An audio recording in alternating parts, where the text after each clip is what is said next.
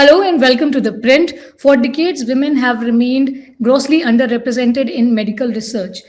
Their exclusion from clinical trials have led to lack of availability of data and also slow progress in understanding more about women's health. Now, an Indian origin Stanford graduate entrepreneur is attempting to change that. I'm excited to welcome Abhinav Agarwal. He's a Stanford graduate and a co-founder of Clair. It's a startup that is building wearable devices for women and that can help track hormone levels in real time. Now, there are other such devices who track hormone levels in women in the market, but we'll try and understand how Clair is different. And also in the interview, we'll talk more about how the device works, what kind of data it collects, the privacy concerns, the FDA approvals and trials, and also primarily how continuous hormone monitoring in women can help us understand, or what can it change in our understanding of health outcomes in women. So welcome to ThePrint, Abhinav. Thank you so much, Neha, for having me. Yeah. So we'll start and try and know from you something more about yourself, your time in India. How did you conceive this idea of Claire at Stanford? How did you reach there? And also, after that, you also tell us what really Claire does. I mean, what does it do? The device, how does it work? What's the tech you're using? Absolutely. Super, yeah, excited to talk about it. So, yeah, I did my schooling in India, and after that, I decided to go to Stanford for my undergrad, did my undergrad in computer science AI, and then decided to stay for another year to do masters. Finished that. During that time, I got to work on various different applications of AI. Finally landed on AI in healthcare through a project with Apple where I was working on pediatric arrhythmia study. We were trying to measure arrhythmia in pediatric population using Apple Watches, and then got to work on EEG-based wearables. Then at my previous company, worked on building a non-invasive continuous glucose monitor. So all of that inspired me to work in wearables and see the transformation that wearables could have in terms of giving access to the quality data. But I was seeing that a lot of the wearables were kind of built as consumer devices without much emphasis on the clinical accuracy.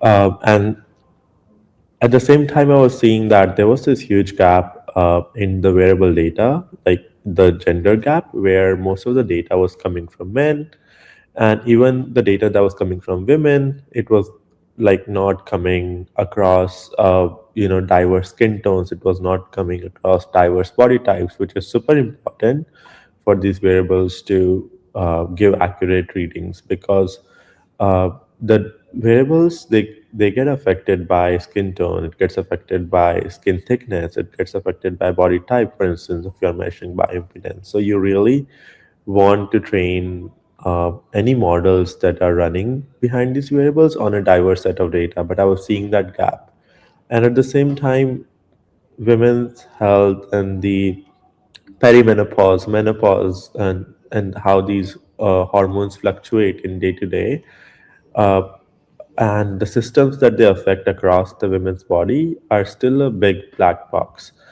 69% of the graduating OBGYNs in US, they receive less than 1 hour of training on menopause. And not every woman would have to go through fertility treatment, but every woman has to go through menopause. So there is still that we don't know, and one of the reasons for that is this huge data gap that exists. That there's nothing out there that can measure data with that fidelity. So that's something we set out to build with Claire. All right. So also you'd interested in understand, like I said, there are other devices in the market, and similar, very similar in the sense that they also track hormone levels, continuous hormone level tracking. It's a very desirable sort of data that can help and change immensely how we see women's health. But want to understand how, Claire's device is, I understand it's a wearable that one can wear as a bracelet in the wrist. But tech wise and ease of use, can you just elaborate more on how is it going to be different, and why can this technology, the one that you use, and also would want you to go into a little bit detail into what's the tech about, be in added to other wearable devices, like like an Apple Watch or something else, that can go easy on people. Yeah. So all the other hormone trackers, so first of all, they're not continuous. So they can only give you point measurement. And the way they work is urine based tests that exist out there. In the morning when you wake up, you have to pee on a in a cup, and then you have to, put it on a pee stick, kind of like a pregnancy test. You have to put it on a pee stick, and then you have to wait for 20 to 30 minutes, and then it would give you readings of your hormone levels based off of the metabolites in your urine. And then other option is to go get a blood draw done. So these are the two options that people have right now to monitor their hormones. And then there are certain labs that are working on sweat based sensors. The issue with sweat based sensors is that you can, first of all, only measure estradiol, not all the four hormones which are important: estrogen, progesterone, LH, and FSH. So, and the reason you want to measure all four is because they all work in conjunction and one could be dysregulated. For instance, you could measure estrogen spike, and then you could predict, okay, that this person ovulated based on the estrogen spike, but it is possible that they might not have had the LH surge, they might not have had the progesterone surge after the ovulation, which are all important to confirm that the ovulation occurred. So when women have PCOS, and actually 70% of women have PCOS in India, and it takes 7 to 8 years for issues like endometriosis to get diagnosed. So one thing that happens in PCOS, for instance, LS is pretty much always spiked, and then you do need to see the progesterone surge after to confirm that the ovulation occurred. So there are a lot of these, like issues like luteal defect that need data from all of the four hormones. So that is one of the issues that we saw with the sweat-based sensors. Another issue is that given that they use aptamer-based biosensors, they do work really well in laboratory settings. But in real world, when a user is going to be going about their lives, they're going to be sweating, there'll be dust, there'll be all that. Those sensors, they degrade pretty fast. So you have to change them pretty often. And a normal user won't have that much time to keep changing their wearable or keep buying more stuff, keep having those consumables. So there had to be a better way. For instance, one of the things is like Apple Watch and all these other wearables that measure heart rate and steps. They have pretty good adoption just because of their ease of use. Like you put them on your wrist and you can forget about them, and they're passively monitoring everything. So you wanted a device that could passively monitor hormones continuously for women without giving them this additional step that they have to perform in the morning. If they have to go like to work, like they won't have to wake up 30 minutes just to take this test. And then that also, one of the issues is the readings are only single point measurement. So you can say like, okay, my hormone levels were this at 7 a.m. on Sunday, or hormone levels were like X or Y at 8 a.m. on Monday, but that doesn't tell you what they were like throughout the day. And these hormone levels, they affect all systems uh, across like mood, they affect cardiovascular health, they affect metabolic health. They are also linked to the hormone dysregulation, can also be linked to certain forms of cancer. So there's so many different systems that these hormone levels impact that it's important to measure, monitor them continuously. Oh, I'll come back to the question on tech. As I think asked before that, what exactly is a tech in use? And along with it, if you could also explain more use cases in the sense that who can use this device, for whom like it would be very useful, and also how will it help improve health outcomes in women? Yeah, so Clair is a wrist wearable, and what it does is it has over 10 biosensors, which track 130 plus biomarkers across various systems, cardiovascular health, um, water retention, for instance, metabolic health, autonomous nervous system. Uh, these hormone levels affect all of these systems in very mechanistic ways. And the hormones we're measuring are the ones that are driven by the hypothalamus pituitary ovarian axis, which have very measurable effect on the physiology of women. So we are able to measure all of those biomarkers, and then we have built this in-house world model for female biology and a sensor fusion model. What that does is it takes the inputs from all of those sensors, all of those 100 plus biomarkers, and and has been trained on pair data, a dynamic pair data of the continuous hormone levels, to be able to give readings for the all the hormones. And then the next step, once you get the hormone readings, is to actually give useful insights to someone. For instance, a user is not going to care whether like like whether they have, like, for instance, if their estrogen levels is 268 picogram per milliliter or something. They're not going to care about that. That is not going to mean too much to them. You actually need to give them actionable insights on what can they do with that information. What does it mean for estrogen to rise? What does it mean for their hormone levels to be what they are? For instance, a user could wake up feeling really tired, and then if they are wearing just a regular recovery tracker or sleep tracker, it can tell you, hey, like, seems like your recovery score is great, you slept for 8 hours right last night. But then user could be like, why am I feeling so tired if my tracker is saying I slept really well? But then with Claire, they could see that their progesterone level dropped last night. That is causing this, or their progesterone level spike, because a huge spike, huge drop, like these all have different impact. They could see, they could put things in context, especially for women.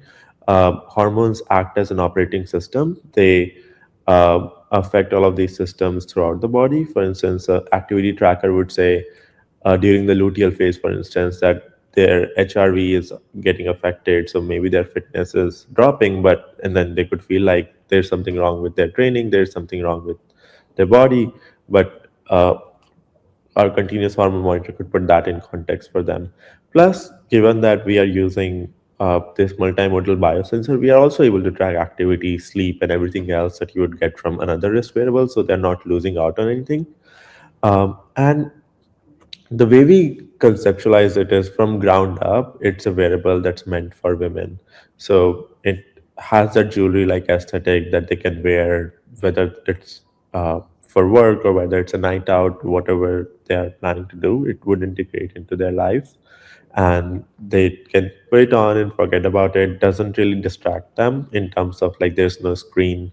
It is very passively monitoring, like a jewelry piece, and then they would get all the insights on the app. And all the data stays on user's phone itself. From the device, it travels via BLE to the user's device, and then it stays there.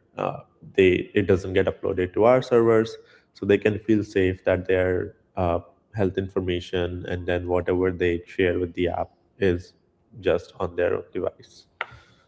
All right. Also, I think one thing that we forgot to talk about is like when I said about use cases. So there are a lot of couples going for IVF now, and I think that there it finds a great sort of use case because the cycles can be tracked. So can you give a little bit of insight into how that will be useful? Yeah, so for the couples that are going through IVF, at least in states, each cycle costs somewhere between $5,000 to $25,000. In India, I believe it does cost somewhere around like 15 to 20 lakhs. Uh, and what that means is each cycle, like, they are still relying on guesswork and a lot of blood work. The norm that I've seen here is between days 9 to 14 of the cycle, they have to go through blood draw every single day. and for the rest of the days they have to measure basal body temperature and other means. And that is a super expensive treatment to go through just based on guesswork and based on a single point measurements of the data. So what Claire could help there with, as we have partnerships with a lot of fertility clinics across the states and 4 countries, can help with is provide that continuous hormone monitoring data to give to also provide the peak fertility window much before it arrives. For instance, ovulation is not the peak fertility window. The peak fertility window is actually 1 to 2 days before ovulation. And when you can monitor hormones, you can actually see when that's happening versus when you are just taking those urine based tests or temperature based, like you're just measuring temperature, then what you are basically tracking for just measuring temperature is the progesterone's thermogenic effect on the body. So by the time you see that temperature spike, you're already ovulating. And when you're just again measuring like urine based test, then you are seeing that LS surge or the progesterone rise and all of that as well. So being able to measure or monitor these hormones continuously allows you to be prepared for that peak fertility window before it arrives. So that's one thing. So the idea is that it should improve the success rate of the IVF treatments. Across the states, the success rate is around 60% of IVF treatments, and this should definitely move the needle and move that number and make it better. Because for a treatment that expensive, 60% is not something that should be acceptable. Uh, but but there is no choice out there right now in terms of, you know, measuring or monitoring these hormone levels continuously. So that is what Claire unlocks. All right. Also, about clinical trials, because I think you are yet to perform trials and get FDA approvals for the product. How will trials be held, and when will the device be available in the market? What is the status? Where are we now?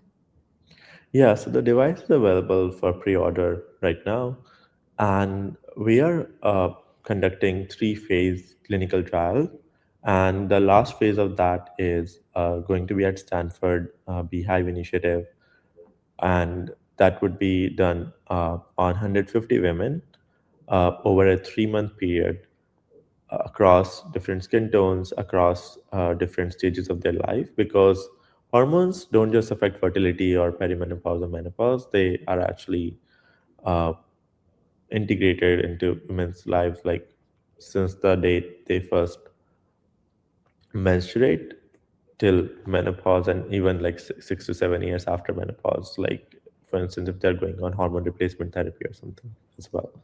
So it is supposed to integrate throughout their lives. So that trial would have women from all walks of life, across different age groups, across different skin tones, skin types as well, and also across different stages of their life. So after that And this trial, is focusing on women in the states, right? yes, Hmm. we are talking to a few other research organizations to conduct trial in international locations as well, but this one is going to be performed in states. And post this trial, we'll actually also go for an FDA submission. We are going through the FDA 510(k) pathway, where it takes around 90 to 120 days for the FDA to review and approve the device as a class 2 medical device. And the other pathway would be de novo pathway in case FDA prefers that. We actually have a VP of Regulatory Affairs who spent 9 years at FDA as a medical device reviewer. So he's been super useful, and in terms of all the discussions we have had so far, in terms of our regulatory strategy. So we are working with him to determine what the best course of action is. And the device will be shipped out to the early users in November this year. So that's the timeline we are working with right now. Abhinav, my last question to you would be about, where do we really stand in the field of hormonal health tech? There are, as we discussed, many more devices doing it in different ways. So in the next 5 to 10 years, where does this go, and where do you see it going? Yeah. So I see it definitely evolving a lot, and I see more and more non-invasive technologies to be available and be more reliable.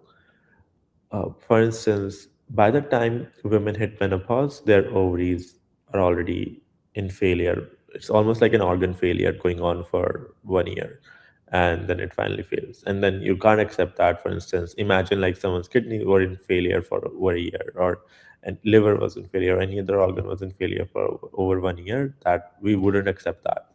So we shouldn't accept that for women's health either. And there is currently no data on perimenopause. So even OBGYNs don't know, or doctors don't know what to do when they hit perimenopause and all the symptoms, hot flashes, and everything that they, experience uh, since then. So we believe that unlocking this continuous hormone data monitoring would definitely improve our understanding of women's health, improve our understanding of their biology, and that should advance the field of medical science as well. And all the other technologies that are out there that are currently either undergoing trial or undergoing development, I see that as a positive sign that there are multiple people trying to solve this problem from various different angles. And in the next 5 to 10 years, I definitely see this becoming a lot more mainstream and a lot more fashionable to be tracking your hormones, just like it's fashionable to track your heart rate or your heart or your sleep or your activity and all that. Your steps, people track their steps all the time now. Anyway, thank you so much, Abhinav, for getting into this conversation. Thanks a lot for giving your time. It was pleasure talking to you and knowing about your